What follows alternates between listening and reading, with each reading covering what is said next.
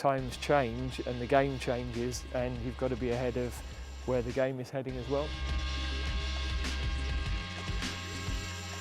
Gareth, I've got to start off by saying congratulations. Signed a new contract until 2024. How does that make you feel? I remember standing here 5 years ago when the opportunity first came and talking about what we'd like to do with the team and our ideas for how we'd like to work. The last 5 years have been a fantastic challenge. I think we've created some great memories for the England fans. Just a few. So we're hugely excited by what we're doing and what we've done. I think it was important to get qualified so that all of that was out the way. There was never a suggestion that our focus was somewhere else. And now we've got this period of time where, you know, I think we'd agreed everything a few weeks ago really, but now having qualified, we've got next winter to look forward to, and now a European Championship as well.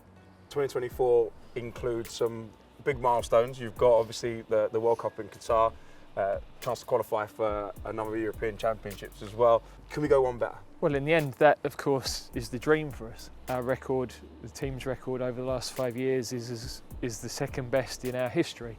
We feel that the team can continue to grow and are continuing to grow. England should be competitive for years to come. I was trying to work out exactly how long you've been involved in the England setup as a player with the 21s. What have you taken from, I guess, managers that you've played under, that you've worked with, that you kind of brought in to make your reign so far so successful? There's what I went through as a player, which was nearly 10 years. There's my memories as a kid watching England, you know, and the tournaments and not getting to tournaments and how that felt. And so I suppose all of those things in the back of your mind, you learn something from every manager and every staff you work with.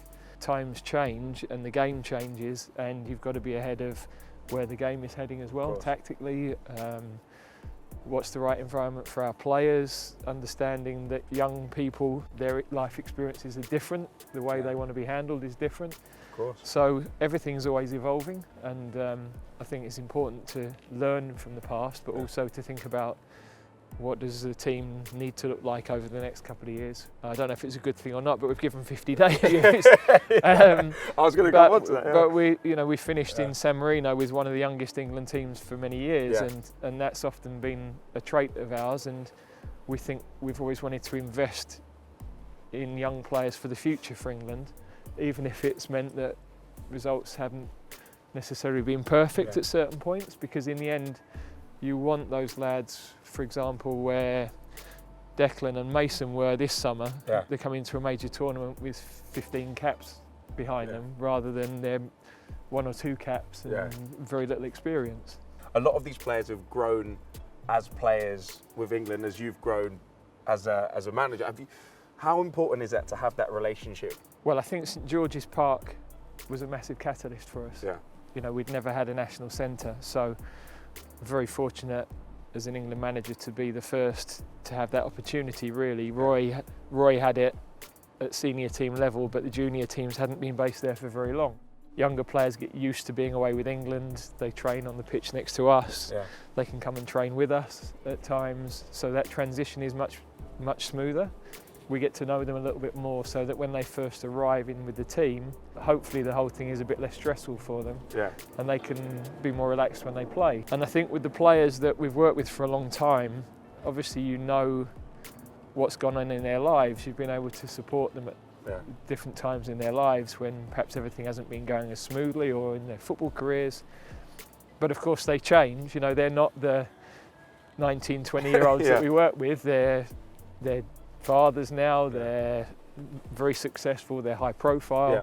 So all of the dynamics are constantly changing, and we can't treat them as we treated them when they were 19, 20-year-olds. The common thing is they're desperate to play for England, they're desperate to do well for England, they're England fans like we all are. There are true, genuine friendships within this squad, right? Yeah, when you hear some of the players from the last couple of generations speak, there's always going to be club rivalry. But there are some players that have played for a couple of clubs, so they connect between those clubs perhaps. There's friendships from our junior teams which are really strong. And then there's the experiences this group have been through, the core of this group for 4 or 5 years with the seniors, or even before that. Those shared experiences count for a lot when you're in the middle of a game and you're defending the goal and 5 minutes to go, all of those things you've been through make a big difference. And Tyrone and Connor, for example. Of course, it's an unlikely pairing, but they get on really Jude well. and Reece have teamed up, you know, so of course Mount and Rice get the headlines on that, but there are lots of really close connections and some quieter connections that people might not notice quite as clearly as well. You took over England at a point, it's a transitional point, I'd say, 2016. What was it that you saw within this England squad? I think confidence was low. This wasn't a group that were disunited, but there was a lack of confidence because of the last couple of tournaments and 2 changes of manager in a couple of months. So we needed to stabilise things to begin with, and we needed to qualify for a World Cup. That was the priority. But of course, what we knew in the background was there was a younger generation of players coming through to support the guys that were already there, that could provide real competition for places with some good experiences of winning at junior level, technically really good players that maybe could play in a slightly different way to traditional England teams of the past, where, you know, I was in tournaments with England where we couldn't keep the ball enough. Now, in the biggest games, we've still got a step to go with that, because I think we've managed that for long periods in tournaments, but under the real pressure, we've still got to be better at that. I think you've got to have some continuity. You need a real clear sense of direction for everybody that works at St George's on the football, for everybody at the FA. And I think it's credit to everybody, you know, the different chairmen and chief executives that have worked with here, that they have put football more at the forefront of their thinking, and there has been a plan. Yeah, there's a reason I stopped here, because if you turn around, remember... Because we're freezing in the shade. The sun was coming over, and I thought, you know what, we'll warm up a little bit before we carry on. But there's another reason. Obviously, I remember I was actually in the stands. I think I was stood on the hoarding somewhere over there. The fans, you know, are going crazy. The players are on the pitch singing, looking at their families, just won a semi-final. Does this bring back memories when you look around the stadium? You must have made so many memories. Yeah, I mean, it's strange because this period now since we qualified is one of the first times we've had a chance to really sit and think about those things. So just you saying that, it did take me back to you know, a special night to take the country to its first final in 55 years. For everybody involved, all of the staff, all of the players, and all of the fans. Yeah, some of those memories of Wembley through this summer will live with me forever. Russia, we brought a connection back with the fans. You know, there's probably several generations of fans that now hadn't been to a semi-final. Yeah, this year was unique, really, when you think we'd all been locked away for so long, everything we'd all lived through. We'd miss the fans, you know. I think as a fan myself, you know, we'd miss going to games, and I think the success that you brought to, you know, to the England team and that you brought to the fans, I think it hit home a little bit harder, I guess. There is an important place for international football. It does bring everybody together, and when you feel like you're there and there's 50 million people behind you, it's an immense feeling, really. People used to say, well, nobody cares about international football anymore, but they did. I think everybody just had been hurt and disappointed a lot. You almost don't want to get hurt anymore, and you kind of withdraw from it. Now we've got some generations of fans who think it's always been this way, which, let me tell you folks, it hasn't. It's not just you. I can't give you all the credit. You've obviously got a team around you. Obviously, Steve Holland's also going to be joining you for the next few years. How is your relationship there, and how important is it to have that support from the guys next to you? Yeah, it's huge. I think if you speak to any manager, of course, we end up taking a lot more credit than we should. You can't do the job without really good people around you. But Steve in particular is such an important part of what we do. The balance that we've got, the relationship that we've got over 7 or 8 years now with the under-21s and here. There isn't a better qualified or more successful coach in English football. Have you got a routine? I know that a lot of the players have like a pre-game routine as they come out the tunnel. They've got to put the left shin pad on first. As a manager, do you have anything that you have to do? And do you do that in the changing room with the guys, or is it more one of those things where, go on, I'll let you do your thing and then we'll meet in the middle? Yeah, I think if you spoke to any manager, the period from arriving at a stadium until just before the kick-off is real twiddling your thumbs time, because by then the preparation is done, and I think having been a player, you want to be left really to get on with it. So you don't want too much instruction from the coaching team. In the end, you want the players to have control. They have to go over that white line, which is the most difficult place to be. Yeah. And the more that all the players, I was going to say your experienced players, but the more all of the players take responsibility in those moments, then the better the team you have.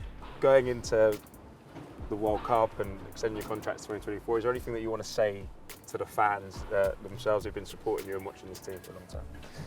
Yeah, really, that in the end, I think it's the response of people as I've travelled around the country and spoken to people about what the team's meant to them and their appreciation for what we're doing that gives you the enthusiasm to carry on. I just thank the fans for how they've been with me, how they've been with the players, because they create an environment that allows the players to go and succeed. And the noisier this place is, and the more the players feel the love from the supporters, which hasn't always been easy for England teams, then the better chance we've got of a team that play well, and if they play well, then we've got a great chance of winning football matches. Qatar, obviously it feels like we've just come off the back of another tournament, but it is rolling on closely now. How much thought are you putting into the World Cup right now? How much focus is there from yourself, backroom staff and the team? Yeah, a lot. We went to Qatar 2 years ago for the World Club when Liverpool played. So this time of year, so we could get a feel of the climate. We were looking at possible base camps. We were looking at some of the stadiums. So that was an initial feel of what that might be, which was spectacular, really. Yeah, we've got a squad of players that we've had over the last 6 months or so. And now we broaden that out a bit.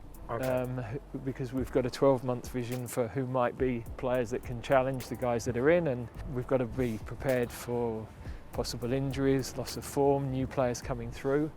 So that's key. It is a different challenge, which is exciting for us. Some of the things that worked will be applicable, but some will be completely different. And we haven't got a base camp at St George's. We've got to go and create that somewhere else. So, but that's exciting for all of the staff, I think. And we're onto those things straight away. Going to take a bit of that Qatari weather right now. So Gareth, thank you for taking the time to come and chat to me, and congratulations on signing the new contract. Look forward to everything the next few years has to bring. Thank you very much. Good to see you, Josh. Pleasure.